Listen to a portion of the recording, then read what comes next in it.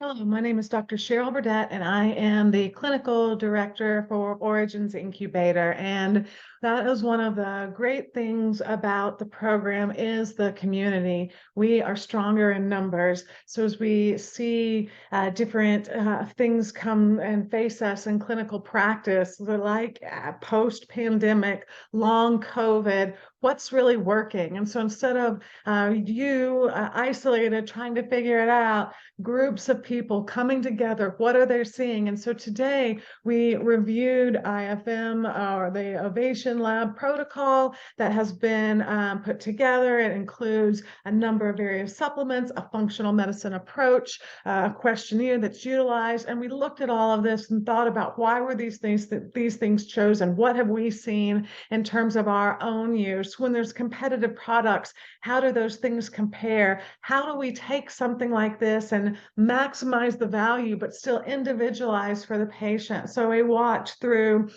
different therapies like arterosil and compared them to endocalyx. Which one is going to, is there a capsule difference? Is there a price difference? What's happening with the glycocalyx in terms of being a part of the picture of status post-COVID? We looked at formulas like ITIS formula and examined its potential as an anti-inflammatory, use of things like curcuminoids, boswellia, and bromelain, at the same time combining it with Chinese skullcap. And we know one of the mechanisms for Chinese skullcap is that it decreases TNF alpha. Well, one of the markers that we look for to establish is this a diagnosis of long COVID is also TNF alpha. So making good logical sense, but having an additional benefit, Chinese skullcap, of binding to glucocorticoid receptors. And we know that cortisol is abnormal status post-COVID. It's part of what contributes to the fatigue. It leads us back to the adrenal fatigue picture. It's also part of what contributes to POTS, for example, because if there's more adrenal fatigue, we're not making adequate epinephrine and norepinephrine to tell that vessel to constrict appropriately to keep us from getting dizzy when we go from sitting to standing.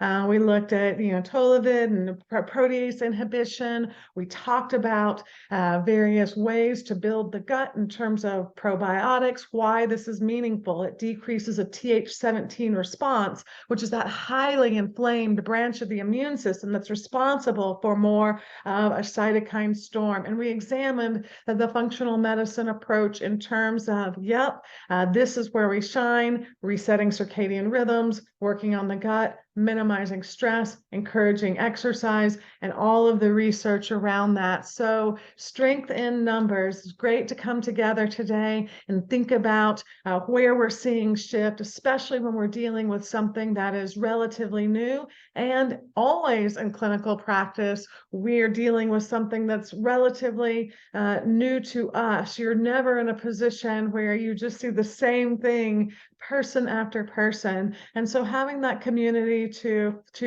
think with, to bounce ideas around with is really affirming. And part of being involved in integrative medicine is finding that community, because it can seem isolating. You're doing something different, you're doing something outside the norm. And so having that community that is supportive, that can advocate for us, and as I mentioned, can affirm what we're thinking, can be so valuable. Thank you for listening.